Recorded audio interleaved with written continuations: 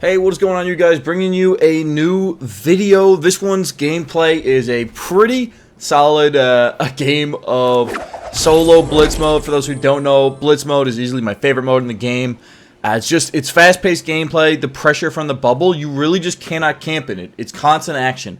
Now that can come back to bite you. I definitely have a lower win rate in blitz mode in comparison to just regular solos.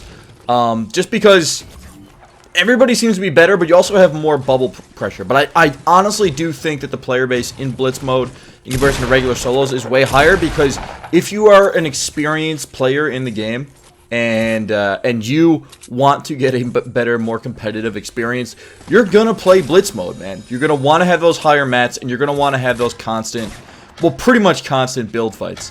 But that's not really why I'm making this video today, guys, even though I love blitz mode and I could literally talk the ear off of you about how good of a mode it is and how much better it feels than normal solo. I meant to make this video about something new that's going to be added to Fortnite that is going to drastically improve the experience for controller players. Now, for a lot of people, they've already seen a drastic improvement in their gameplay with the addition of Builder Pro.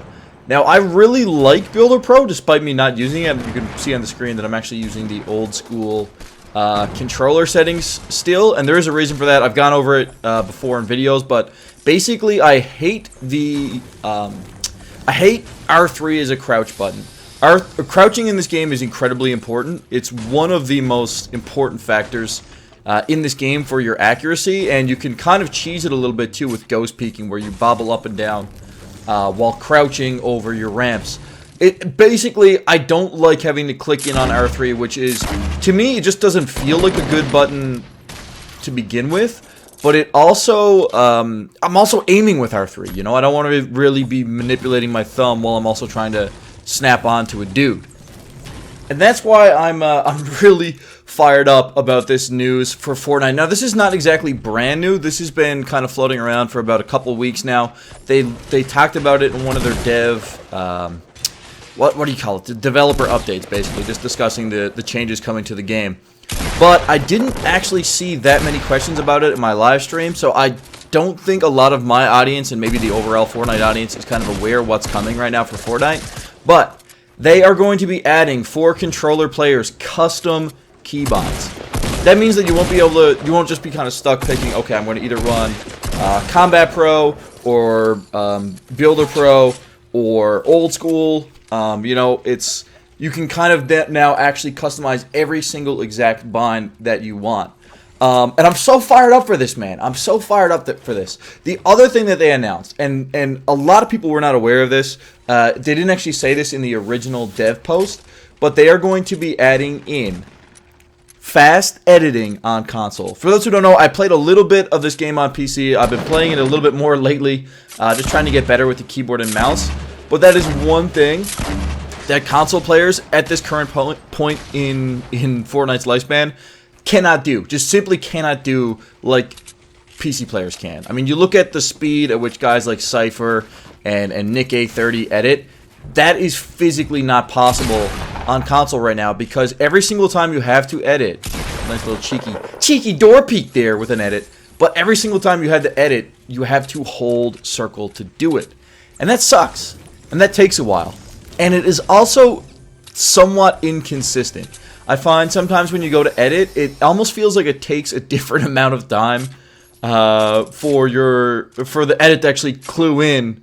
And if the edit doesn't work and you're in a high intensity build fight, say you even just in that situation I was just in, and I went to edit a door to peek him, and he decided to jump up on the roof and get a flank. If I'm stuck in my build menu because I've held circle twice just to try to get the build menu out or the editing menu out, I'm going to get hosed, man. And that sucks. That's a bad feeling. It feels very inconsistent, and it also is just slow. But in a Reddit thread, one of the actual developers for Fortnite did confirm that they are going to be adding in a button that you can pick for yourself to be a fast edit button. So I don't know, maybe I'll throw it onto my D-pad or something. I'm not 100% sure what exactly I'll bind it to. Obviously, I'll have to kind of fart around with it for a little bit to see what I think. Also, I ran into a couple teamers up here. I'm 99% sure. Just kind of interrupting the commentary here, but tell me if you guys think these guys were teaming. One right there, looking at each other, and one right there. There he is. Look at him. I think we could see him through the window as I was coming up. But these guys were standing like 2 blocks over from each other with no walls in between. And there was a gunfight up here, you know, like a second ago. So, I don't know, man. Seemed pretty suspicious. I don't know. I think I got a little cheese there. But, yeah, continuing on, I think instant editing is going to drastically take the skill gap in Fortnite for console to a whole new level, and I'm really fired up for that, man. I'm really excited to see that come into the game. Another thing I want to talk about, I've been also getting this question a lot in my streams. I figured I might as well just address it in a video. They made changes in the last update to diagonal sensitivity. So if you feel like you're missing a lot of your shots, I'm terrible at the game, so like I'm missing my shots all day, especially with shotguns. My shotgun aim is terrible. But they made changes to diagonal sensitivity. So the way the game worked before is you basically had your 2 sliders. You had your X slider and your Y slider for your sensitivity.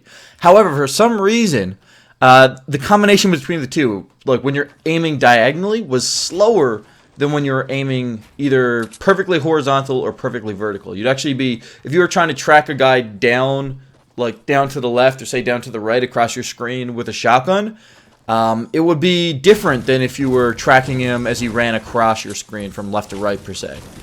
And that was weird, but I feel like everybody kind of got used to that. If you ever had somebody run underneath your build and you were trying to pick them off with the AR and it just felt like you weren't aiming fast enough, that's basically what you're experiencing.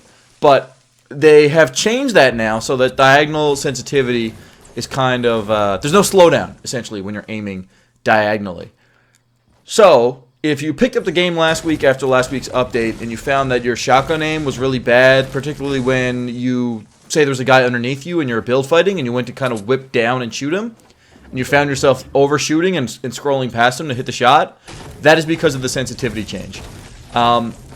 My personal advice is not to change your sensitivity. I know some people did actually lower their sensitivity as a result of this, but you have to think about, it's really just your brain not being used to the faster diagonal snaps.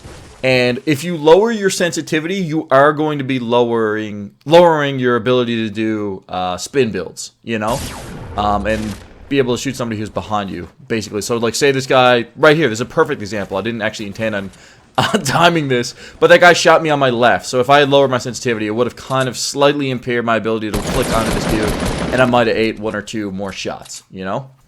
Now, going back to the custom controller bindings for a minute, I just wanted to say, or touch on one thing that I do have a concern about with Epic putting this in the game, and that is kind of their, I'll say, obsession with making you kind of have to stick to one controller scheme. I'm concerned that they're going to do it sort of the same way that they have done all the other controller schemes leading up to this point, in that when you pick one setup, you're stuck with that on both the combat side and the builder side. So just as an example, when I run standard or old school is what it's known as now, I can only toggle with triangle on both combat and in the building menu.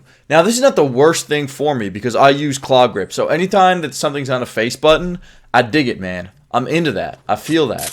But, I mean, I would like to have, I don't mind the ability to only use triangle to toggle through builds. I'll probably still switch to Builder Pro once I can, essentially Builder Pro once I can kind of get the controller scheme down to my liking. But I don't mind at this current point in the game toggling with just triangle. However, when I'm running around with standard mode or old school mode and I'm in combat mode, R1 doesn't do anything.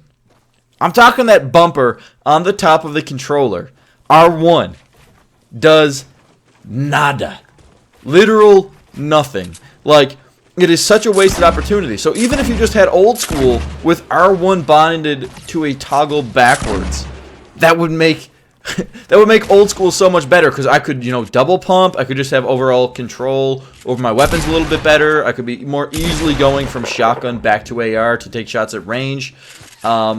there's a load of limitations, right? And the fact that they're adding this in is a great step, but I'm just kind of concerned that they're going to institute it, but then have it still somehow locked in, so that say you put a bind as one thing on your combat setting, it has to be the I'll say coefficient on the builder setting.